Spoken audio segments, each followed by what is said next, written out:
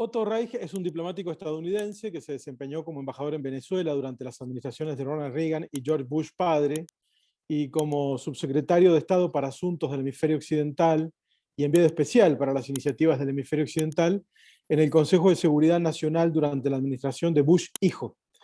Vamos a hablar con Otto Reich sobre los temas que nos preocupan, fundamentalmente las situaciones en Cuba, Nicaragua, Venezuela, los estallidos recientes alrededor de la Argentina, Chile, Perú, y por qué no, vamos a preguntarle si le interesa también hablar de qué papel juega hoy Rusia, que parece que no está retornando a la Guerra Fría, pero en cierto modo sí. Señor Reich, gracias por atendernos, que tenga muy buenos días. Buenos días y muchas gracias por la invitación.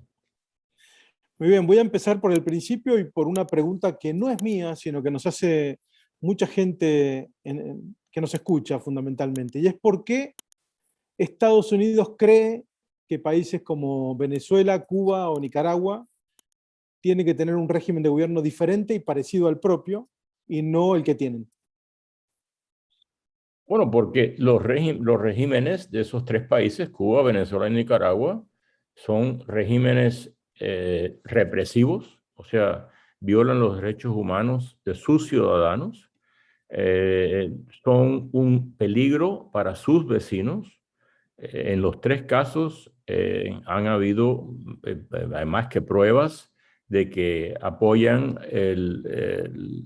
la subversión de países vecinos. En el caso de Cuba no solo son países vecinos, Cuba tiene una historia de más de 60 años de subvertir países en todas partes del mundo. Posiblemente tenga el récord mundial, ¿no?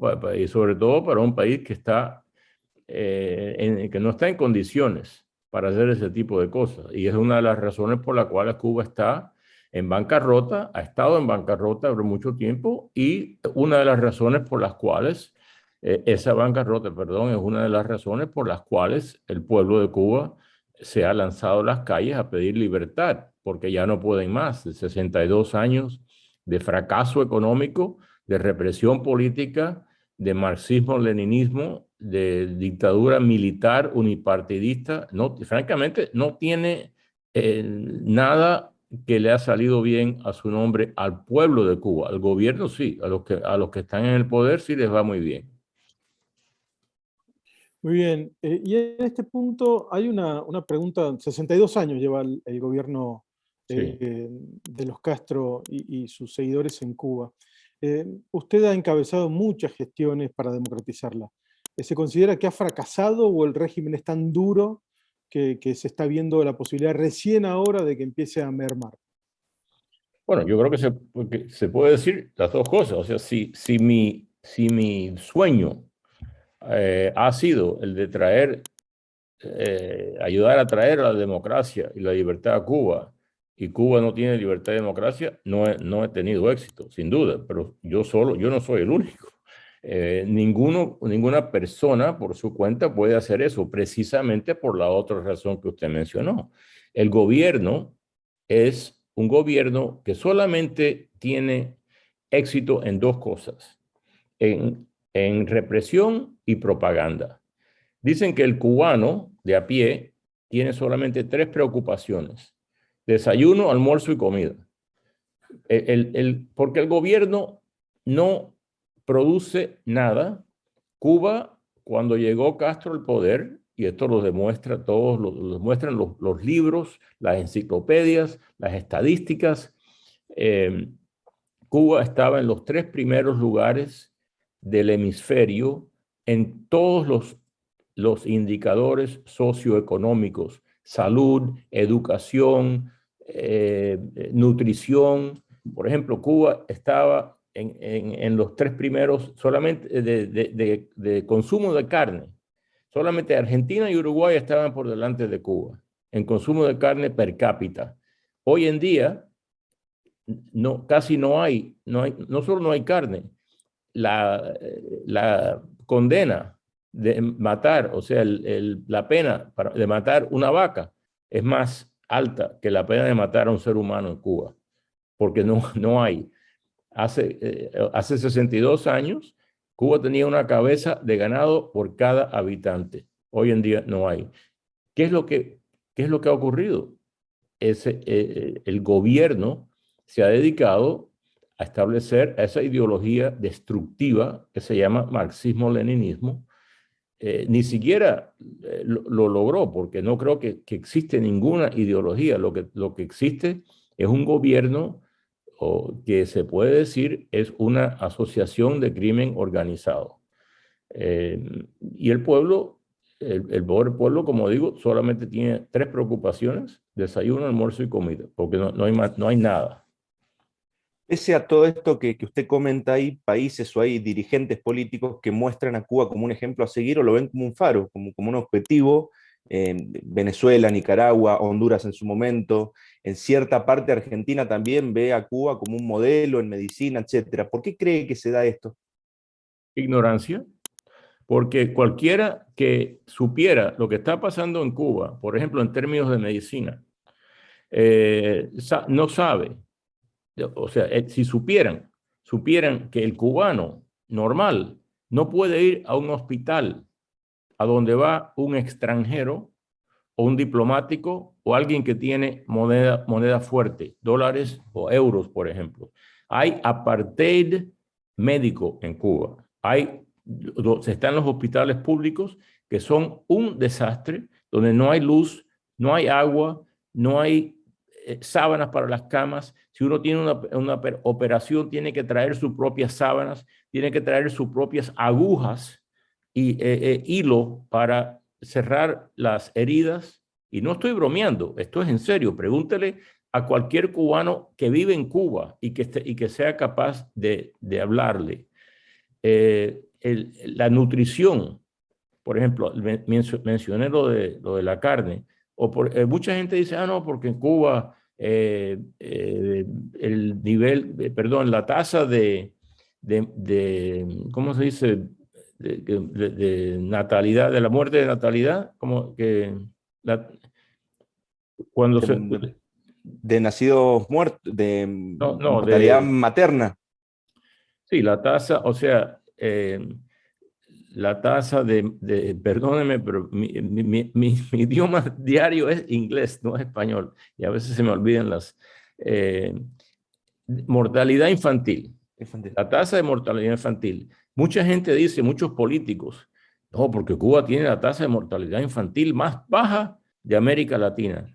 Sí, pero la tenía en 1955, ya. O sea, es increíble. ¿Por qué no verifican, no van a los libros, a la enciclopedia que se publicaron entonces, no ahora? O sea, ¿qué es lo que ha hecho el gobierno de Cuba? Ha mantenido la tasa a ese nivel, muy bien, está bien, pero no llevó a Cuba a ese avance. Y todo lo que ha hecho es más, la nutrición ha sido tan mala en los años del comunismo, que el tamaño del recién nacido en Cuba hoy, probado por médicos, es más pequeño que el recién nacido de Cuba de 1960. O sea, la mujer cubana y el hombre cubano consumen mucho menos proteínas, vitaminas, todo lo que es necesario para hacer crecer el cuerpo, mucho menos. Y por lo tanto, el tamaño del cubano de hoy es más pequeño que el cubano de hace 60 años. Eso es uno de los logros de la revolución, y lo digo, por supuesto, irónicamente. Todo eso que comenta, como que la comunidad internacional lo ha naturalizado en las últimas décadas, que en Cuba pasen esas cosas. ¿Hay algún riesgo de que pase lo mismo con Venezuela, por ejemplo, que naturalicemos la crisis en Venezuela? Uno quizás no imaginaba que Maduro iba a estar más de 8 años en el poder y ya lleva más de 8 años, muchos años de ellos sin una asamblea, sin un congreso. ¿Corre riesgo Venezuela de que el esfuerzo de la comunidad internacional no sea suficiente y quizás estemos hablando con usted dentro de 10 años de una situación idéntica? Sí, la respuesta corta es sí, corre ese peligro, porque ya son 22 años, casi 23 años de gobierno de Chávez y Maduro. Recuérdense que esta ideología que en este hemisferio nace en La Habana, o sea, el gobierno cubano no es una dictadura normal, o sea, todas las dictaduras son anormales, en mi opinión, pero digo, no es una dictadura como la conocida en América Latina, que son salvajes, ¿no? La dictadura de Cuba es totalitaria. Todas las otras dictaduras que hemos conocido en América Latina, de los famosos dictadores de Perón, de Batista, de Pérez Jiménez, de Rojas Pinilla, de los Somoza, son autoritarias, son malas, sin duda. Yo me opongo a todas las dictaduras, pero hay una gran diferencia entre un gobierno autoritario y un gobierno totalitario. El gobierno totalitario controla la totalidad de la vida diaria del ciudadano. El ciudadano en una dictadura autoritaria se convierte en enemigo del Estado o del gobierno, de los gobernantes, solamente si se declara enemigo de los gobernantes, si hace algo que en contra del gobierno. Entonces ya es un enemigo y depende del nivel de brutalidad de ese gobierno, lo eliminan o lo encarcelan o lo exilian, etc. En un gobierno totalitario, un ciudadano se hace enemigo del gobierno si no apoya activamente al gobierno. Por ejemplo, en el caso de Cuba, tiene que ser miembro del Comité de Defensa de la Revolución, o tiene que ser miembro de algún grupo en el centro de trabajo, o tiene que ir a todas las, por fuerza, o sea, obligado, a los mítines donde hablan los líderes, ya sea Fidel o Raúl o Díaz-Canel o quien quiera que sea. Esa gente no va voluntariamente. Ellos van, se presentan en el centro de trabajo temprano por la mañana, son conducidos en camiones a la plaza de cualquier ciudad donde sea el meeting, ¿no? La concentración, y gritan las consignas. Después le dan algo de comer, de tomar, y lo regresan al centro de trabajo y se van para su casa. Si no lo hacen, son enemigos del Estado. O sea, hay una gran diferencia. Cuba es el primer gobierno totalitario de esta región. Hay otros ejemplos. Rusia, bajo los soviéticos, Alemania, bajo los nazis, China y todos los países comunistas. Esos son totalitarios, han sido totalitarios. Y eso es lo que la gente tiene que entender en América Latina. Y va a la pregunta, que si Venezuela tiene ese peligro. Sí, tiene ese peligro porque no han logrado, en mi opinión, establecer un gobierno totalitario todavía, pero van en esa dirección. Y van en esa dirección apoyados, asesorados, apertrechados por los cubanos. Y es más, recientemente, no solo asesorados, fuerzas especiales de Cuba trabajan en Venezuela reprimiendo al pueblo de Venezuela, junto con las fuerzas de represión del gobierno de Venezuela. Recuerdo a la audiencia que estamos hablando con Otto Reich, que ha sido un protagonista de la diplomacia estadounidense desde los años 80 en adelante, y hace algunos años nosotros hablamos con usted. Algunas cosas cambiaron y otras no. Recuerdo precisamente la gestión de Barack Obama, que restableció relaciones con Cuba, la presencia de los pontífices católicos también en la isla, como amigos de la revolución de alguna manera, incluyéndolo a Juan Pablo II en algún momento, que fue un hombre que logró derribar el muro de Berlín. ¿Qué pasa con Estados Unidos, que no mantiene una política de Estado sostenida a lo largo de los años? ¿Cómo ve usted la gestión de Joe Biden en este aspecto, ¿no? Porque va cambiando con el paso del tiempo y no sabemos hacia dónde va a derivar, ¿no? Bueno, mire, primero tengo que confesar que soy miembro del Partido Republicano. No quiero que su audiencia piense que le voy a dar una respuesta totalmente objetiva, pero voy a tratar de ser lo más objetivo posible. Sobre la falta de lo que llaman en América Latina política de Estado. Estados Unidos, cuando cambia de gobierno, cuando cambia de partido en el gobierno, efectivamente lleva a cabo ciertos cambios que no son favorables a una dirección recta de una política de Estado.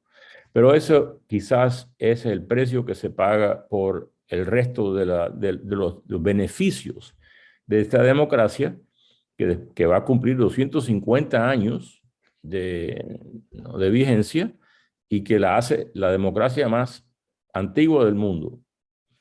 Y ha sido bastante exitosa hasta ahora. A mí me tiene muy preocupado lo que está pasando dentro de Estados Unidos. Y una de las cosas es precisamente la victoria del señor Biden, porque él está gobernando desde una posición en el espectro político mucho más a la izquierda de donde estaba hace 10, 15 o 20 años, y mucho más a la izquierda de donde dijo él que iba a gobernar durante la campaña.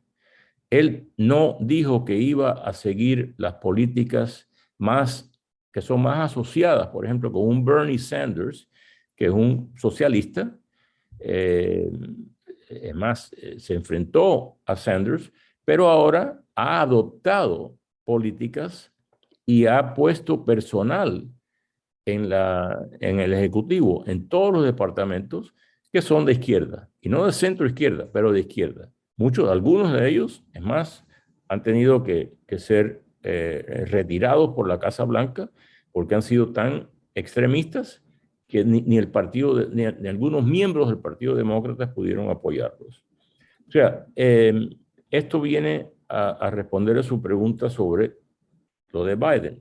Sin embargo, Biden, en relación a Cuba y América Latina, es interesante, no se ha volcado a la izquierda, tampoco a la derecha, pero no ha dicho las cosas desacertadas que ha dicho sobre otras partes del mundo, o no ha cometido los errores, en mi opinión, que ha cometido en otras partes del mundo. Por ejemplo, cambiar la posición del gobierno de Estados Unidos sobre el oleoducto de Rusia a Alemania, que es algo que los rusos, aun cuando era la Unión Soviética, querían, porque les da una enorme influencia sobre Alemania y Europa occidental.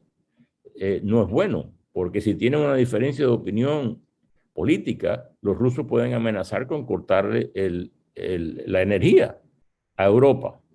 Esto ocurrió en el año 82, la misma cosa, y el presidente Reagan se opuso de tal manera a ese oleoducto que se llamaba se llamaba el Trans-Siberian, el Trans-Siberio, ahora se llama el Nord Stream, y en aquel momento no se logró. Ahora, 40 años después, lo lograron. Los rusos lograron que le dieran a ellos la oportunidad de influenciar políticamente a toda Europa a través de esta energía. Y el presidente Biden cambió la política del presidente Trump, que era de no apoyar ese oleoducto, y se los dio. O sea, hay muchas cosas raras que ha hecho Biden. Sin embargo, en Cuba, en Nicaragua, Venezuela, ha mantenido la política, no solo de Trump, no voy a decir que solamente de Trump, pero la política del centro derecho de Estados Unidos. Señor Reich, quería preguntarle específicamente sobre Argentina. Le cuento que estuvimos repasando algunas entrevistas de archivo y aparecen algunas frases suyas en el año 2002, 2003, donde usted tenía un rol muy importante para América Latina en la administración de George W. Bush, diciendo que usted veía una pequeña luz al final del camino en Argentina. Eran los años donde estaba empezando la administración de Néstor Kirchner en el país. No sé si se reunió con él personalmente en algún momento, pero han pasado 2 décadas prácticamente de aquello. ¿Cómo ve la Argentina de los últimos 20 años? Esa que usted describió, como le comenté, donde usted sostenía que había una pequeña luz al final del camino. Nunca me reuní con el difunto presidente Kirchner ni con su esposa. Me reuní con varios de los presidentes argentinos anteriores a ellos. Lo que yo decía, que yo veía una luz al final del camino, o sea, como es en Estados Unidos, una luz al final del túnel. Es que en aquel momento, 2002, 2003, antes de que llegara Kirchner al poder, Argentina estaba saliendo de aquella crisis tan aguda que tuvo financiera en el ¿no? 2000, 2001, 2002, con la ayuda de Estados Unidos, con la ayuda del Fondo Monetario, con la ayuda de muchos países. Y yo pensé que iba a tomar el camino de la libre empresa, del mercado libre, de atacar la corrupción que tanto afecta al nivel de desarrollo, a la capacidad de desarrollo de los países, de todos los países, sobre todo países en vías de desarrollo. Pero desafortunadamente la luz que veíamos al final del túnel parece que era una locomotora que venía directamente a arrollarnos. Es muy fuerte la imagen, ¿no? No sé si contesta. O sea, yo me refería al hecho de que existían personas en el poder, yo hablé con ellos, políticos, que estaban, o políticos tratando de entrar al poder, que representan al único sistema económico que funciona, que es el del libre mercado, libre empresa, libertad de propiedad, un papel limitado para el gobierno, un papel importante para el gobierno, pero un papel limitado. Uno de los problemas históricos de América Latina es el tamaño y la influencia del gobierno. Los gobiernos no producen nada. Los gobiernos evitan que se produzca. Y mientras más intervencionistas son, más daño hacen. Y desafortunadamente, porque yo he estado en muchas partes de Argentina, me encanta Argentina, y aunque nunca hubiera visitado Argentina, le desearía todo lo mejor, pero Argentina es un ejemplo de un país que hace 100 años era uno de los más avanzados del mundo, y hoy en día, yo no le voy a decir a ustedes, ¿no? Cómo está su país, ustedes lo conocen mejor que yo, pero ¿a qué se debe eso? Los recursos naturales de Argentina son los mismos de hace 100 años. Los recursos humanos de Argentina son los mismos de los últimos, de hace 100 años. Entonces, ¿qué pasó?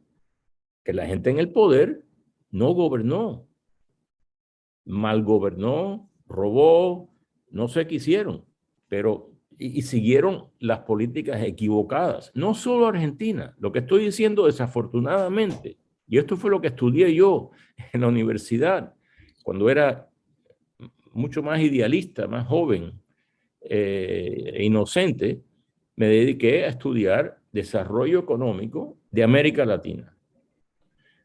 Porque yo dije, ¿cómo es posible que un continente tan rico, con tanta riqueza natural y humana, no ha avanzado? Y francamente, se debe, nuevamente, no hay que repetirlo, no se debe a que el ser humano en América Latina es menos inteligente que el ser humano en Norteamérica o en Asia o en otros países. Se debe a políticas equivocadas y a gobernantes deshonestos. Bien. Bien. Sí, Gabriel, dale. Santiago, dale, adelante. No, porque usted, bueno, recién hablaba que pertenece al Partido Republicano, es uno de los dos principales partidos en Estados Unidos, y acá en Argentina tenemos dos también principales partidos, el Partido Justicialista y la Unión Cívica Radical. Usted acaba de definir recién a uno de los padres del Partido Justicialista, al principal referente, como un dictador, y le anticipo que eso va a generar mucha repercusión entre nuestra audiencia. Quería consultarle cuáles son los argumentos principales por los cuales usted sostiene que... ¿A quién acusa de ser dictador? Perón. Ah, bueno. Usted recién Bueno, por eso yo quiero decirle que la opinión del mundo, ¿no? no solo mía, pero la opinión quizás de fuera de Argentina, es que Perón no gobernó democráticamente, ¿no? Pero bueno, eso es otra cosa. Bien. Perdón, interrumpí. Quería dar sobre el final, agradeciéndole el tiempo que nos ha brindado, con toda su experiencia, ¿qué mundo ve entre Estados Unidos, China, como una dupla principal, y el rol de Rusia, que lo desconocemos todavía, ¿no? Bueno, mire, los dos son muy preocupantes. El de Rusia es interesante porque Rusia es un país que está casi en la bancarrota. Rusia tiene una economía del tamaño, más o menos del tamaño de Holanda, o España, o Italia. O sea, son países importantes, pero no son superpotencias. Y sin embargo, Rusia está proyectando su poderío militar en muchas partes del mundo de una manera que refleja otro tipo de tesorería. O sea, y lo que está pasando, yo creo que es que Putin se ve a sí mismo como un zar. Dicen que él se modela, ¿no? Como Peter the Great, Pedro el Grande. No sé si eso es verdad, no lo he psicoanalizado, no he tenido la oportunidad, pero sin duda la conducta de Rusia en el Medio Oriente, por ejemplo, o la agresividad contra Ucrania, contra otros países de la del ex pacto de Varsovia, y hasta de la Unión Soviética, reflejan una política exterior que es muy preocupante. Por ejemplo, en Siria, las fuerzas militares de Rusia fueron las que hicieron que el dictador Assad haya ganado o esté ganando esa guerra civil. ¿Y cómo la gana? Arrasando con el pueblo de Siria.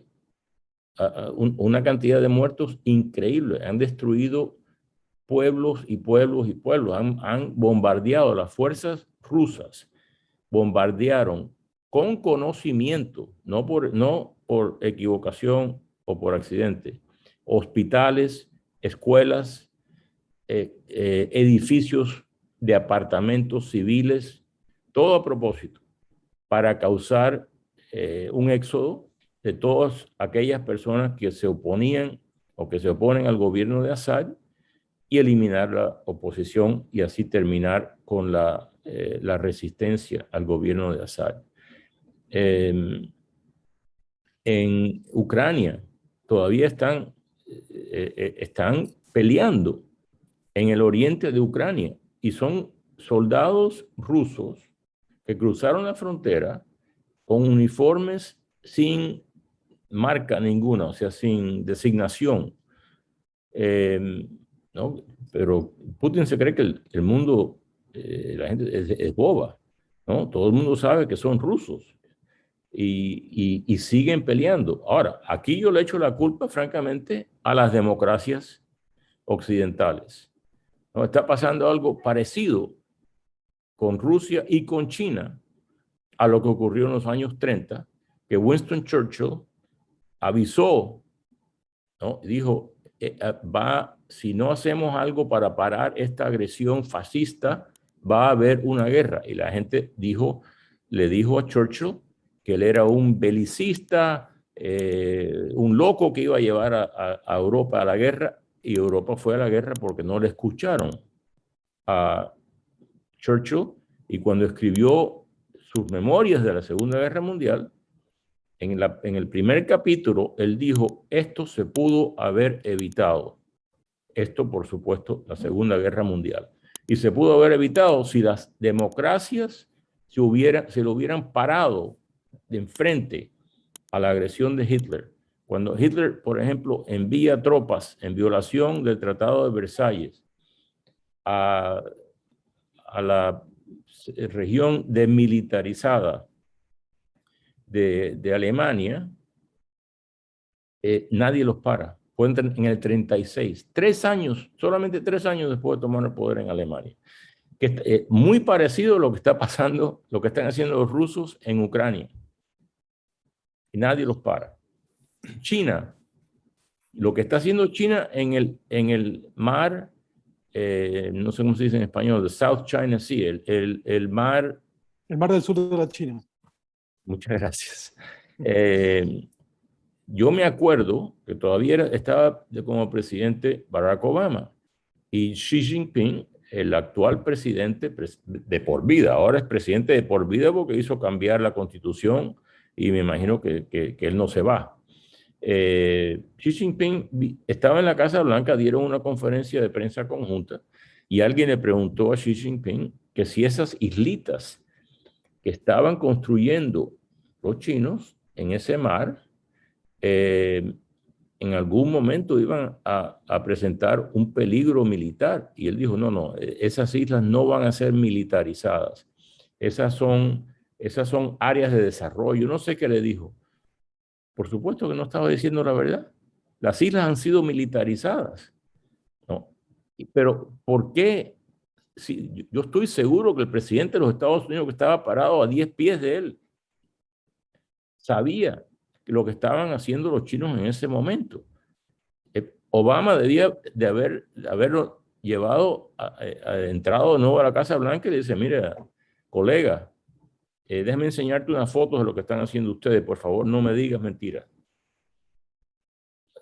O sea, las guerras ocurren porque hay gente agresiva. Siempre ha habido gente agresiva desde que bajamos de los árboles, ¿no? Y empezamos a tirarnos cocos o lo que sea por la cabeza. Pero alguien tiene que parar esa agresividad. Desafortunadamente, o afortunadamente para el mundo, uno de los países que paró la agresividad en la Primera Guerra Mundial, la Segunda Guerra Mundial, la Guerra de Corea y otras guerras fue Estados Unidos. Estados Unidos está cansado, francamente. El contribuyente americano está cansado no solo de pagar impuestos, pero de ver tantos ataúdes regresar de Irán, de Irak, de Afganistán, de tantos lugares. ¿No? Y quieren que, están dispuestos a pelear si es necesario, pero quiere que lo haga otra gente también, que ayuden.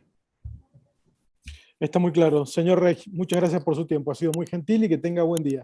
Con mucho gusto. Muchas gracias. Muy atento. Gracias.